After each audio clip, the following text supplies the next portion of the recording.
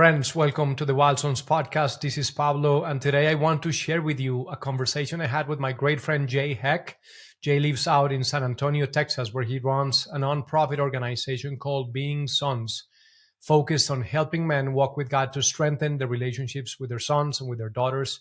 So they run father and son and father and daughter retreats, which are absolutely phenomenal. And in this conversation, Jay and I set out to talk about how to raise sons to become the men God created them to be. But in order to do that, we must first learn to walk as true sons of God ourselves.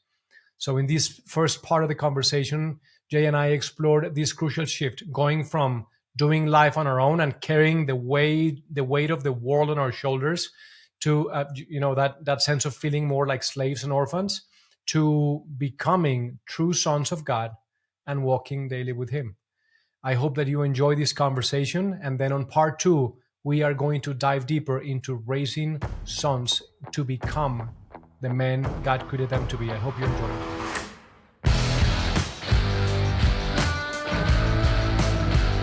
Brother Jay Heck, welcome to the WILDSONS podcast. Thank you for being here, brother. It's awesome to see you and awesome to chat with you as always.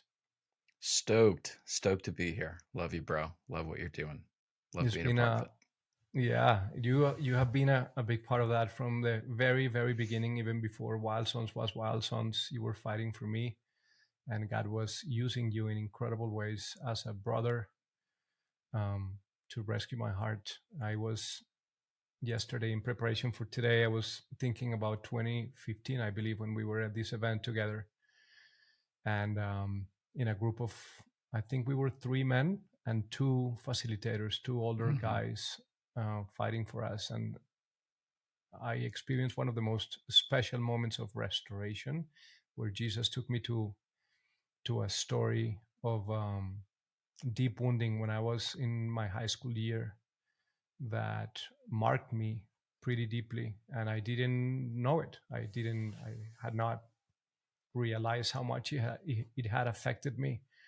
And during our event, God brought up that memory, and then you came and you took a position of leader without necessarily being a leader officially in the group.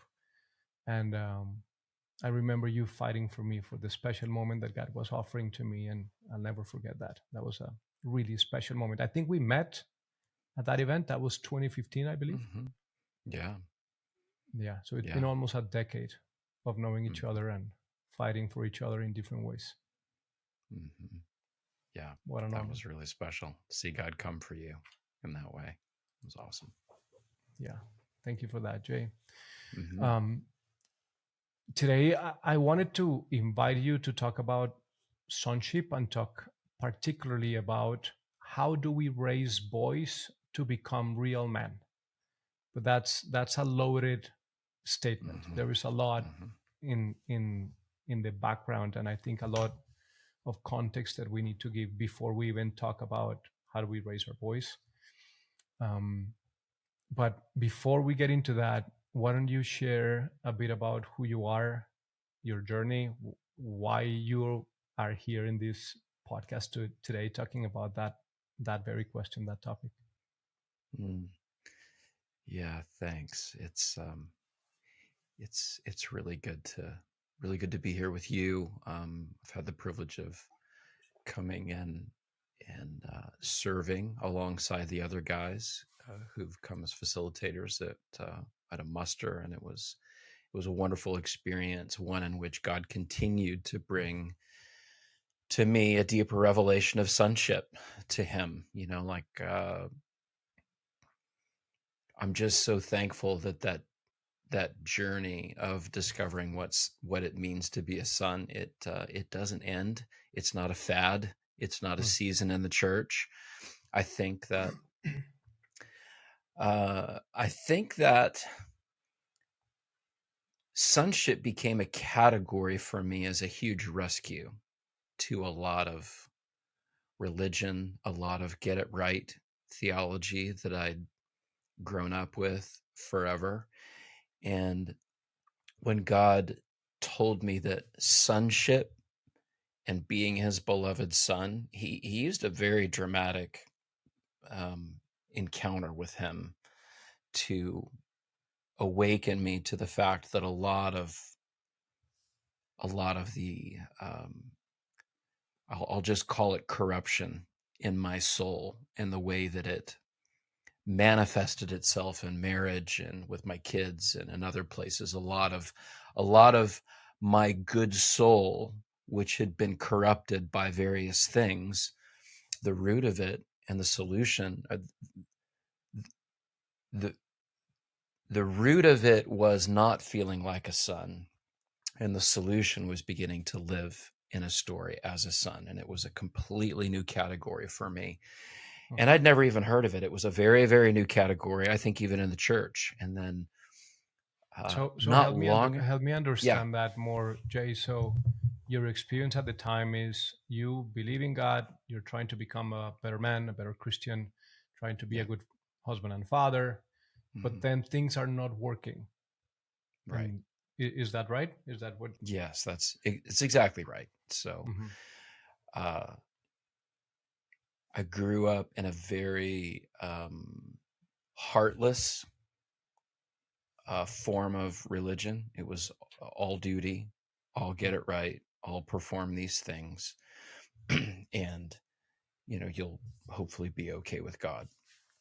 So I was so thankful that when I went to college and kind of moved into a different church, a different religious tradition, um, I was able to open the Bible for the first time. For the first time, they expected you to bring your Bible. And so reading for the first time, it was like I was able to take another step toward God. Like, wait a minute, he's actually speaking to me. Mm. And then I went to a spirit-filled United Methodist church where there was a whole nother uh, invitation to take a step toward Jesus. And so slowly, uh, the kind of the false ideas about religion were being dismantled, and I was invited into some heart space with Jesus, where I began to dare to dream that he actually liked me, Mm. and that Jesus' work did a work in me that made me lovable.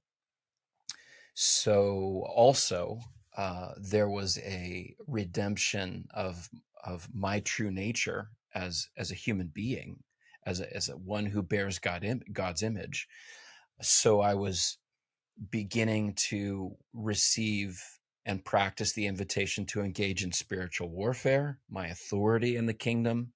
Right. So these are positional things, authoritative things, relational things, but there was something that was missing in all of that. I was practicing spiritual warfare because as a guy and as a man, I'm made for a battle to fight, and so I began enthusiastically fighting spiritual battles. Mm. Um, and in all of that, and we're talking years, I'm truncating, a Yeah. decade's worth of work into a couple of sentences here. That still wasn't enough. Mm. The solution was um, the problem and the corruption was that I was a son that felt that I needed to live like an orphan. Mm. The the problem was that while I felt maybe God liked me, I really doubted whether he really, really loved me, really, really adored me, he does. Because he does. Because I mean, that's a hard thing to believe. Like, where's the evidence? Where's the data? Well, what is it about me that makes me lovable? Is it my behavior? Is it this? Right. So the invitation to become a son, not only that, but a beloved son, and to be fathered by God is an invitation to wrestle with a bunch of questions that are not easy questions to wrestle with. They're just not easy. And so many of the answers just need to be taken in faith. And so I came to a particular retreat uh, in the mountains of Colorado, where a bunch of questions were given to us. And over the course of that retreat, a man that I really looked up to sat next to me at a lunch table, and I wanted him to notice me. And so I began fighting for his attention in a particular way, which was not healthy. It was just revealing the unhealthy places in me, like needing a man to validate me. Yeah. Which but also revealing the core desires of your heart, oh yeah, right? The absolutely. way in which you were doing it was probably awkward and not Yes. incorrect, but Yeah, deep, I see the heart of a boy who's looking for his father's love, right? absolutely. Yeah. Absolutely. Yeah. So, I went up to have a good experience, with God, and it just got heavily disrupted on the first day. And Hmm. went and I took my, my journal at the time, and began writing in my journal my feelings about this. I was just pissed. I was angry. And so God used the next few days Hmm. to allow all of this anger and rage to surface. Even though things at home were good, I had these beautiful children and they were well behaved, and I had a beautiful wife. I'm like, I got no reason to be angry. And now I'm angry that I'm angry when I have no reason to be angry. So it's just bringing all of this to the surface. And he began asking me, well, what are the other times in your life that you have felt this way, overlooked, desperately wanting to be noticed, to be seen, to be embraced, protected, provided for in some way or another. You wanted to receive the intimate counsel of an older man so that you don't feel so exposed and vulnerable to failure and destruction. And I just began journaling, and that weekend was about one session of journaling after another where God was revealing all the times that I felt really alone. And I came to the end of that retreat after 4 days of pain and getting more and more upset. And God wasn't speaking. I was pissed. This was my complaint list that I was beginning to write. And I didn't really know that he was the one that had invited me to start writing the list of complaints to him. Hmm. But that's what it was. And at the end, we were given one last opportunity to go and pray. And I opened the book, and I said, "Okay, God, here's, like, what do you have to say about all of this pain and this anger in me? Like, I need you to fix me, because it's not going away unless you fix it." And I didn't hear anything, and I was so mad at him. I just felt like he had totally shoved me aside and ignored me. And that was kind of the final straw. I felt, Hmm. that's it. You really don't care. That's what I've feared all along, is that you really don't care and you're really not going to come for me. And um, so I threw my journal in the grass, and I laid back in the grass, and I literally just gave up on God, gave up on trying to figure it out, gave up on trying to be a nice guy. And the moment I laid back in the grass, I heard his voice inside my heart say, "You were never the beloved son." And I just cracked. I began to full on sob, weep, heaving, because it was the only thing that made sense to me. Everything else in my life was going well. Hmm. And I knew that that's what I craved, was to have somebody bigger and stronger than me be my advocate, be my counselor, be my comforter, be my protector, and to teach me how to do all the things that I knew I was incapable of doing. So to hear that, that's the revelation. That's the problem, Jay, is that you were never the beloved son. So you don't even know what it looks like to be a beloved son. And through my tears, I said, I didn't really say anything. I just heard him after that say, "Would you be my beloved son?" And it was the invitation that I had always wanted to receive, but never knew that's the invitation that I wanted. And so through the tears, I felt totally rescued.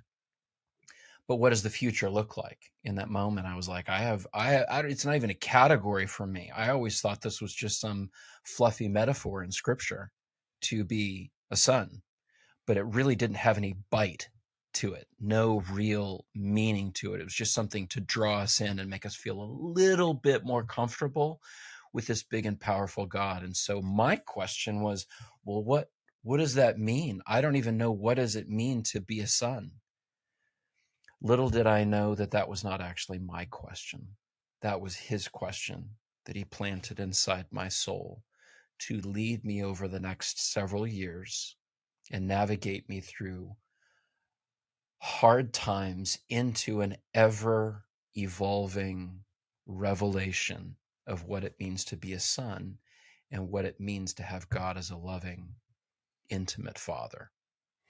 And he has used things like my relationship with my son and my daughter and my work at the time and a transition from one career into another, and scary seasons where I didn't know where provision was coming. He just has used every one of those as an opportunity to continue to answer that question: what does it even look like to be a son? So here I Jay, am today asking yeah, the same question. it's beautiful. Thank you for sharing that, and I love to try and maybe reflect back to you what I hear, um, not just for you, but for me and for men in general. Um, when we talk about masculinity, and particularly in the context that we live in within the community of Wild Sons and the message that we share, we talk about masculinity as strength and power in the service of love. Mm-hmm. And we talk about the importance of adventure and risking. And we talk about what you mentioned earlier, that we were wired for a battle to fight, and because we are meant to reflect the ways God comes through and fights for us. And that's one of the ways that we reflect the image of God. Power, strength in the service of love. And you were initially, with the best of your ability, bringing your glory as a man to Mm-hmm. fight for your marriage and for your children, and to make a place, have the right place in the world in your career and vocation, and those different ways. And even though all of that is true, you experience that there was something fundamental that was missing at the level of the heart. What I'm hearing you say is deeper than, more important than all those attributes of masculinity. Mm-hmm. All of that starts with the understanding that we have a heart that longs to be loved, adored, delighted in by a father who is stronger and more powerful than us, who is not safe, but who's good, and who is inviting us to a story that is much larger, much more, much greater than the story that we may find ourselves in, to be loved and protected and provided for and guided and initiated. There is a question of, am I loved, before the question of, am I the real deal as a man? Do Mm-hmm. I have what it takes? Mm-hmm. First, my place as son, as the beloved one, so that from that place I can go into the world and then exercise all those attributes of my masculine soul that are true and real and beautiful, but that without that overabundance of love and delight, um, can cause more harm than good. Does that feel right? Oh, absolutely. Absolutely. But even God's there to catch you. Mm-hmm. It was a couple years before that the the veil began to get pulled back, and I realized that I began to understand the true construction of the masculine soul. Hmm. And I felt that for years that had been hidden behind a veil. So when I first began to uncover the reality that my heart is made for these things, it just made so much sense. But then I tried to move forward in strength and find a battle to fight. I engaged in spiritual warfare a ton, Yeah. but spiritual warfare is pretty powerless when you feel like you're unloved. I mean, you Hmm. just can't cast out that spirit, you know? You just can't. It has to be loved. It requires intimacy with God. And you can be moving out of your front door every day and have an awareness that you are created in God's image, and you've got a masculine heart. You've got a battle to fight, and there's a beauty to rescue and an adventure to live. And you can go about trying to do those things as best you possibly can, but you'll fail. You'll fail if there's not someone stronger behind you to catch you. Yeah. You know, it like Psalm 144, David says, "Blessed be the Lord my God, my rock, my mountain, who trains my fingers for battle, my hands for war." David is acknowledging that there is a strength behind him that teaches him how to do those things, and that David has to run into the security of his heavenly Father to be taught how to do those things. David's not the hero. David recognizes that God is the hero behind the hero. And so in order for us to become what we so desire to be, we have to have a daddy who's our hero. Every great son, every healthy son looks at his dad as his hero. It should be that way. It's always meant to be that way. And those words of life, so intentionally spoken from father to son, are the things that get us through life. Even after we lose our earthly father, his words still ring in our head and in our heart. And you're touching on something that, of course, I want us to move in a moment into how do we raise our sons, but you're even raising up the this idea that is it's key. If I have not received that, how can I give it? And so is this category of walking with God as a father, with me as his beloved son, and all its implications that I can on a daily basis, as a way of a practical reality, receive his love daily, receive his masculine strength daily, receive his initiation and then his validation as a man, and all those things that he can orchestrate for me to become the man he created me to be. Without that, how can I offer to my son something that I have not received in the first place? And so, what was that for you before? This feels like a radical shift, a radical reorientation. What God was doing in that retreat for you was first making you aware of the pain. Mm-hmm. Son, there is a gap. You have not received this. You have never been the beloved son. I think that that is true for you, and that is true for all of us. Even if we have had a phenomenal dad, there are big gaps, and Absolutely. therefore the feeling of crap. How am I going to do this for my boys? How do I do it well? How do I come through for them? How do I teach them? How do I not wound them? How do I raise them to become the strong men that I know they are and they are meant to be? I'm seeing in your story this gap. I was not the beloved son. Then the revelation, you could be. This is my invitation from God. And then what do I do now? How do I come back down from the mountain and begin to reorient my life to this new reality? And how do I make it practical? Before we get to that, what does it mean that you were never the beloved son? What was in your story? How were those gaps created? Why were you not the beloved son? Why didn't you learn that wholeheartedly before? Mm. I think that mm, I viewed myself as a bother, Hmm.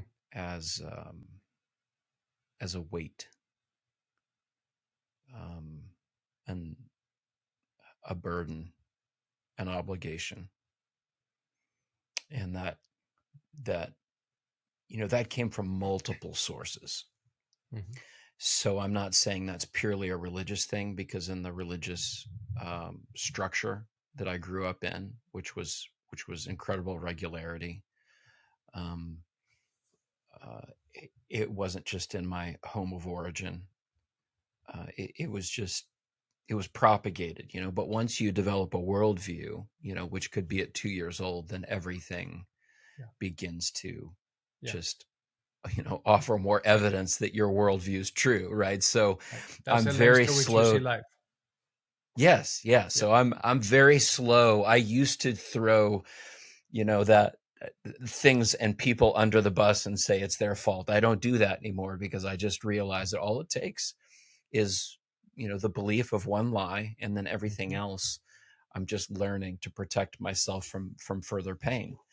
And And so, so but you what, better, what I'm hearing you saying that is through a myriad of things. It's almost like there was a setup where the yeah, constant message that your soul received as you were growing up is you're a hmm, burden, yeah, right? You're a weight. You're almost like in the way. Is what I'm feeling as I'm I'm hearing you express that. That was the constant narrative that you heard initially. That at some point you believed as true, and then you began to see life through that lens. This is who I am. yeah, True. Yeah. yeah, yeah, absolutely, absolutely. Okay. And uh, interestingly, having done a lot of work on this, I was given an occasion to uh, talk to God and ask Him, like, how far back does that root go? And I'm praying, and I'm filled, and I'm in a room with hundreds of other people. Like, where does this root go? Where does this fear of being a disappointment? Where did that come from? And in my mind, I heard, you need to call your mom and ask if you were a planned pregnancy. Wow. And I knew in that moment exactly what had happened, that my dad was a struggling college student, and they had just gotten married, and that my mom accidentally, they accidentally got pregnant. And then I became a huge burden on both of them, because I knew from what I'd heard that they were very financially strapped. My dad had a couple of jobs and was going to college and a newly married, and then here comes a kid on top of it, and all of a sudden it just made sense. So there was no church involved at the time. I'd never met my father. I'd never met my mother. I'm still in utero. So something spiritually significant Mm-hmm. birthed that fear, that lie, that I am still to this day, with God's help, dismantling, that I am Yeah. somehow a burden to Him, that I am somehow a disappointment to Him, that somehow He's bothered when I come into His presence. So that's how deep that goes. And that's how much I can't throw anybody under the bus Right. as being the root of that problem. It's a Absolutely. cumulative effect, right? So Yeah. I feel like I need to protect dads out there, because I'm going to be a dad someday, or I am a dad, and someday my kids will look back, and uh, I just need to protect dads. I need to protect religious systems. Uh, they're they may be contributing factors, but they're not. They're not the root. The root is that we have an enemy, and there's a lot of lies floating around. And if we cling to one, sayonara. Yeah. There goes And, our and peace. and sadly, we all do. Yeah, absolutely. Yeah. Everyone. Now, fast forward to this moment. You have been living your life through the perspective that you are a burden, that you are, um, yeah, hindrance. and suddenly the revelation, you have not been the beloved son, but that's your design. Mm-hmm.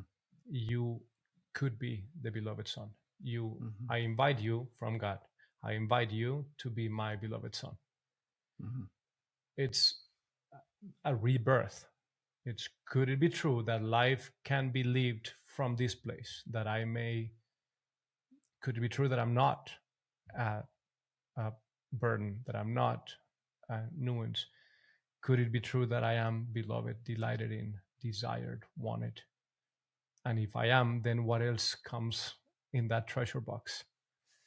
And Mm-hmm. you come back down from the mountain, and how do you begin operationalizing that? How do you bring that into a practical reality? Because it cannot be a Sunday morning sermon that feels good. If it is real and if it is true, it needs to be practical and applicable. What was that journey for you? Mm-hmm. Well, first, you stated beautifully. It was a new story. It didn't feel like, I mean, you could say that it was a new chapter in my story, but it actually felt like an invitation to throw my story on the cutting room floor. Not that it didn't have value, but to begin writing a new story. And so, if you're going to write a new story, then you have to rename. You have to come up with new characters. And the first thing that I knew that I had to do is I had to give God a different name. He was the Father before that. And he was inviting me to name him anything that my heart wanted to name him. And I grew up watching Little House on the Prairie. And I, as with my kids who were, at the time they were young, we would watch episodes of Little House on the Prairie. And they would always call the dad in that show Pa. Oh. And I just remember thinking, I just loved the tenderness of that. And so I renamed God Pa or Papa, whatever comes out of my mouth, but he's Pa now. He's not Father, Mhm. Father, that's what it was for me. Mhm. And it required the folding of my hands and the bowing of my head and being on my knees. Mm. And he was like, no, you need to come boldly before me, and don't even picture it as a throne anymore. You are, yeah. I mean, I do sit on a throne, but um, you just need to come quickly and boldly to me, and yeah, rename me. And I just felt his delight in that I'd start calling him Pa or Papa. And I also felt that my story tied me to the inevitable destruction of my own children and their stories. And so I invited my children to also change the way that they addressed me. And I didn't want to go by what I had gone before. And so I threw a $20 bill with a tack up on each of their walls. And I said, when you start calling me Papa on a regular basis, you get the 20. And that was a lot of money for them back then. And my daughter, being the shrewd little businesswoman that she was at the age of like 7 or 6 years old, she made the transition very, very quickly. And so she got her 20. And then it took my son, who was resistant to change, about a week, but he eventually started calling me Papa. And so they call me Pa now. And I, it's still, every time I hear it, every time they write a card and I see the word Pa or Papa in it, I felt rescued, totally rescued. And to be able to address my father throughout the day, in the morning, at night, when I go to bed, the moment I get up in the morning, and to call him Papa, total rescue. So I can't overstate the importance of that singular act right there. Let's go quickly, just one layer deeper into that. If I address God as Heavenly Father, which again theologically is correct, whatever, right? Yeah. What words, given story, religion, veils all of that. What words come to mind when you think about God as Heavenly Father, right up on the throne? Like, to me, things that come to mind are reverence, which again, those are good things. Sovereignty, power and dominion, things like that. When I think about Pa or Papa, Daddy, I think about love, access, intimacy, joy, laughter, playfulness. Um, it's a it may feel like a nuance, like a small detail, but it can be a completely different reality. Could it be true that God as a father is not only powerful, glorious, sovereign, worthy of adoration and praise, which he is, but also intimate, loving, accessible, fun, playful, available, loving? And if the answer is yes, and the answer is yes to me, I would give everything that I have to experience that on a daily basis. So now he is no longer, or not only Heavenly Father, he is now Pa. First category, you come back and reorientation of life, reorientation of name, and there's so much that a name carries. Name carries role, it carries power, it carries authority, it carries identity. So the identity of father for you is shifting. Now it's Pa. What else? How else did you learn to live as a son? Oh, I revel in God's wisdom in all of this, in his patience, because from my standpoint, I'm thinking, okay, God finally has my attention. We're making some headway here, but I'm in my 40s. I'm way behind. He's gonna start using me now to advance his kingdom. I would have thought this is what he's after. Nope, it wasn't. My journey began with him inviting me into casual adventure to experience him, just joy. Like today, if I fast forward, let's see, that was in 2008. So we're talking 16 years ago that I had that experience where he revealed to me that that the identity, your identity as a beloved son, is the thing that's missing, and that's the missing piece. So today, I'm amazed that I don't have the craving for casual adventure that I used to. Like my needed adventure has changed, but what I needed at the time was casual adventure. I needed way more than I knew. And what I found myself, this is a funny story. For probably since my marriage, I had been collecting pieces of backpacking gear that were on sale here and there, a camp stove, a lantern, a backpack. The thing is, I had never gone backpacking and I was scared to backpack. I was just collecting these things. And so one day I'm coming in and I'm out of my garage shortly after this experience where God had revealed himself to me in that way and invited me to change my name and change his name. And I go in the garage and I see a stack of a couple of pieces of my backpacking gear. And he said, "Let's go." I'm like, am I hearing things? What is this? I'm alone in my garage. And I look back again at the shelf and he says, let's go backpacking, just you and me. I'm like, really?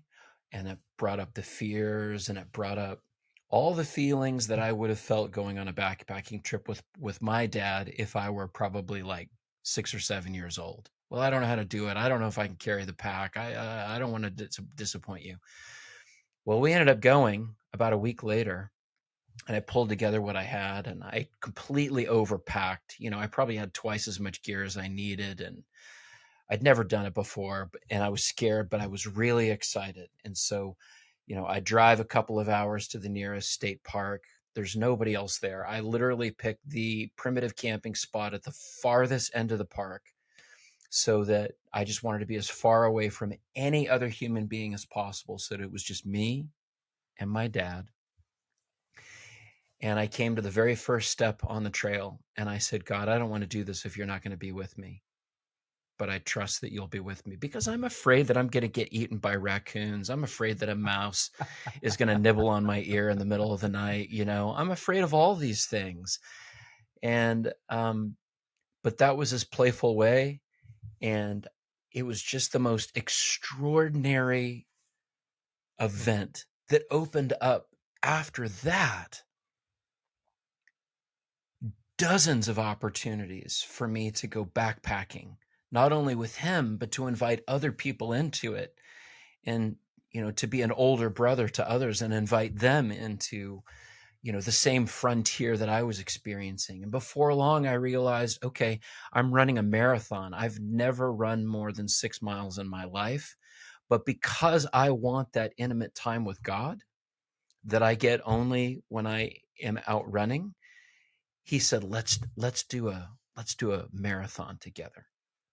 And so in 2009, I ran a marathon. I went from feeling like my body was incapable of doing anything like that to appreciating what it was to be on a runner's high. And I can recall the first time by myself that I ran 12 miles, and the victory and the celebration and the joy that my father had over me in running 12 miles. And then when I did 16, it was over a bridge in Rockport. And then 20, which was in, not too far from here. I can remember the chocolate milk that I got at the Sack and Pack.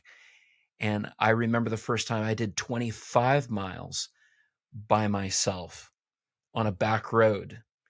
And then I remember hurting myself just a week before the marathon in the roller coaster ride of doing that, and then completing the first marathon. I wouldn't trade that for anything in the world, because that was my intimate time with him, where he was showing me things that I knew as a kid, since a kid, that I really needed. I see you. I love you. I love being with you. I love putting in the miles with you. Son, you can do it. You have what it takes. And he used casual adventure, things that I had written off as irresponsible wastes of time. These are the things that men do who are insecure about themselves. Uh, Pablo, he got me a Toyota 4Runner off the lot.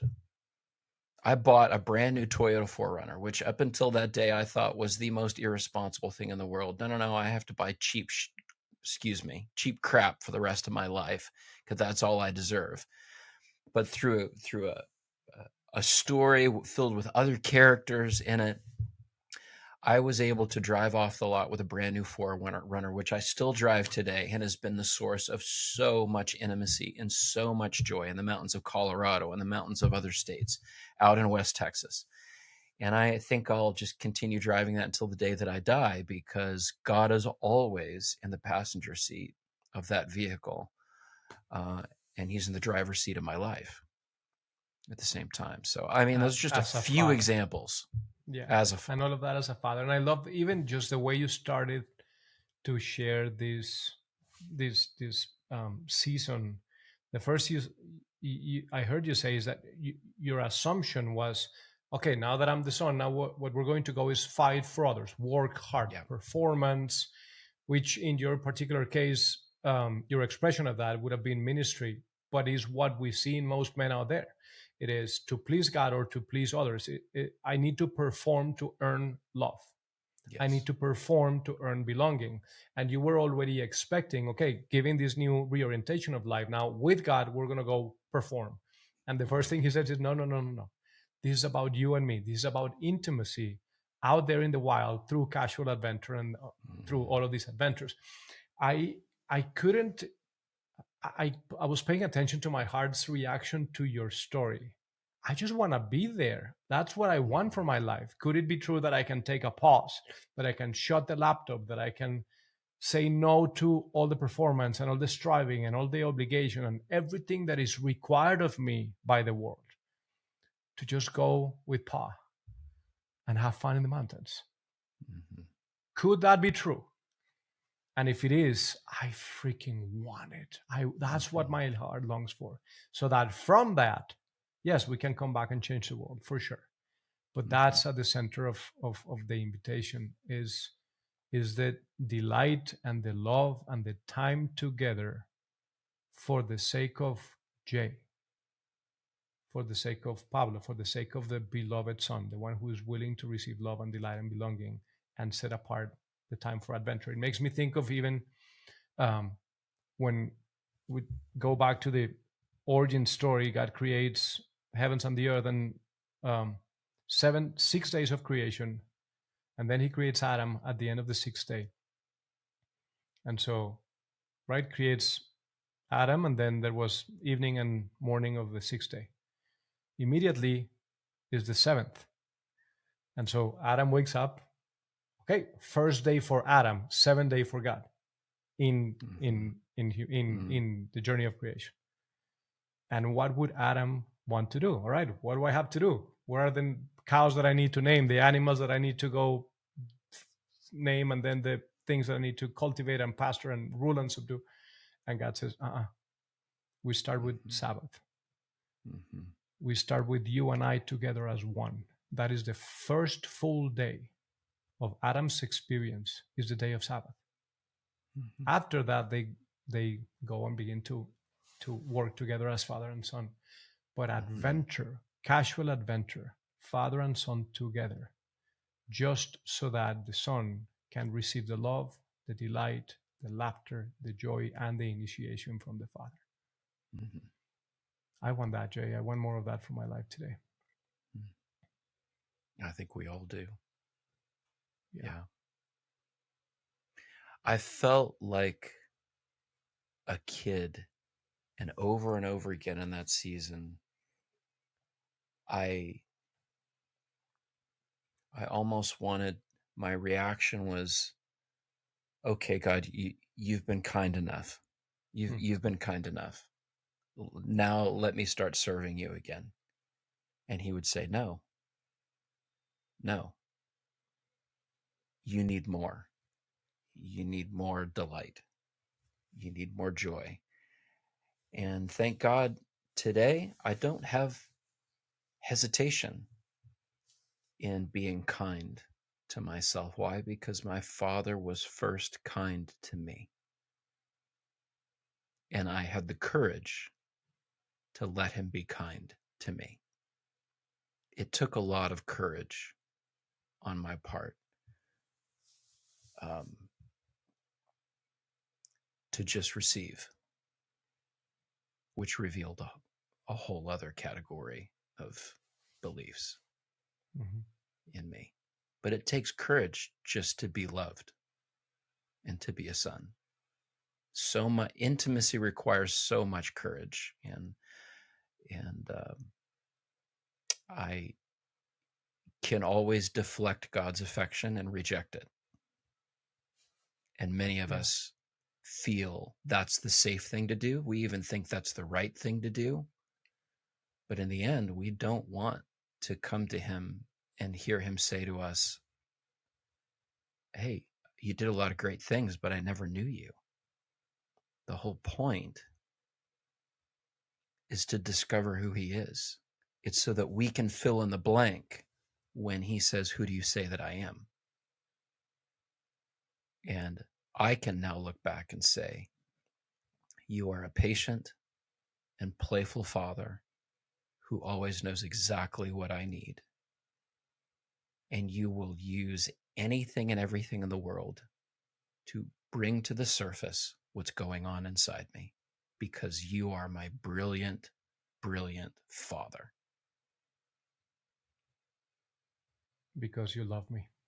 Because you love me. Yeah. one of the hardest things, I think, for me in my story, even now, and for most men that we work with and that we walk with, is how to learn to receive love apart from our muscle, apart from performing. I even notice in my heart that part of me that wants that to be true, but fears that that's just words. I just need to go make life work. I just need Mhm. to go make it happen. Mhm. Even after, um, yeah, over a decade of living as a son, learning to live like you as a son, I still feel in me that the parts of me that would want to react by saying, that sounds beautiful, but now I need to go make crap work. Mhm. I need more healing. I need deep healing there. And I do too. I I feel like I've come a mile, but it's a marathon, and I've only come a mile, and Mhm. there's a new set of uh, there's a new set of doubts that he is once again using the conditions and the circumstances around me to bring to the surface what I'm feeling so that he can say to me again, will you be my beloved son? Will you trust me in this? And it's trusting him in a whole new way. And that's becoming the adventure. And that's becoming the frontier for me. Um, it never ends. And as as the stakes get higher and higher now, I realize that I actually need union with him way more than I did before. I am more in need of him now than I was before. I am more in need of revelation than I was before. The enemy has not relented at all. Peace has increased in me. Rest, I believe, is more accessible. But what I'm realizing is that he is teaching me. He is helping me understand that I'm not good at returning myself to joy. And let me just give God another name. His name is joy. And I'm not good at returning to joy. And he's teaching me how to do that. And it's all through scripture, but it's through intimacy. It's through learning. It's through letting him teach me how my heart uniquely works, how our hearts as sons uniquely work, because every one of us has got a different makeup. And Pablo's path back to joy is not the same as Jay's path to joy, or any of you who are listening. So it's becoming a student. Psalm 139, David says, I have learned to be content. I have taught myself like a weaned child. I have taught myself how to be content.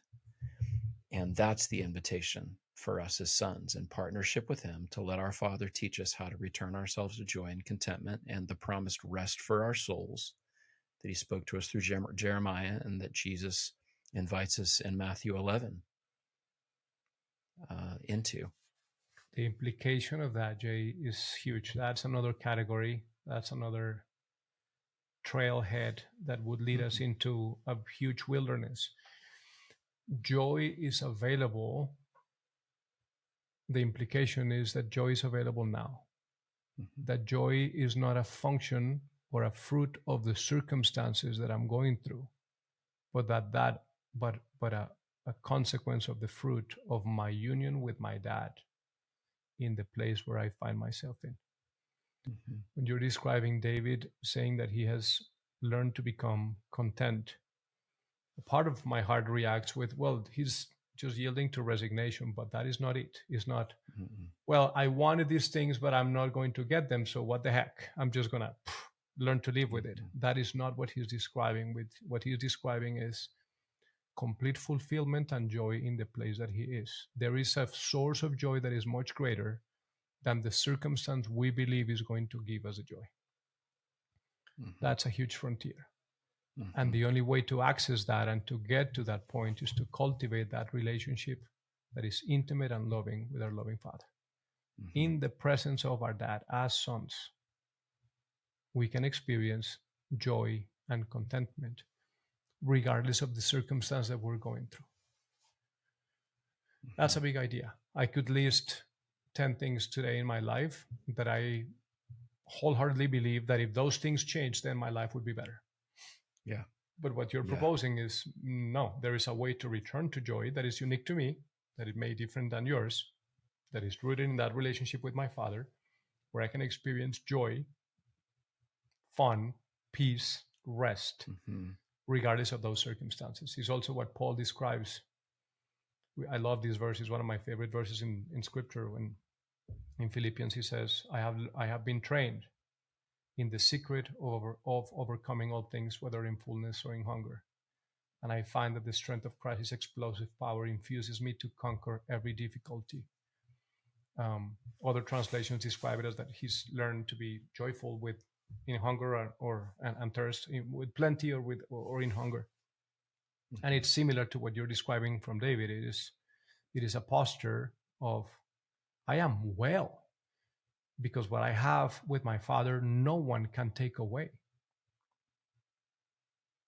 And so no matter what the world throws at me, bring it. I can conquer it in the power of the one who strengthens me.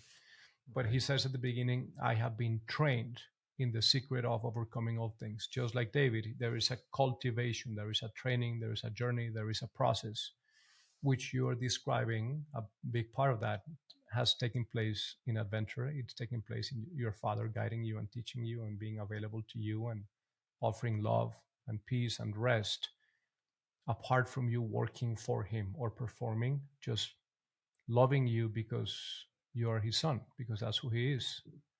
And that's because of you, who you are. And that is enough. Yeah. That is enough. Yeah.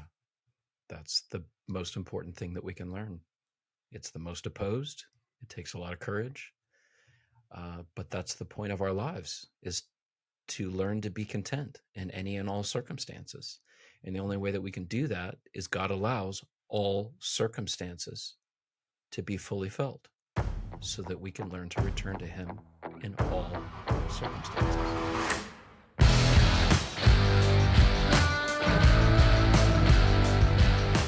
I hope you enjoyed this episode of the WILDSONS podcast. And if you did, I want to invite you to subscribe to it and to share it with anyone in your world that you think could benefit from it. And also to visit us at wildsons.com to learn more about our online workshops and our weekend retreats and events, and to subscribe to WILDSONS Weekly, our free newsletter for those who want to become the men, the husbands, the fathers, the leaders God created them to be.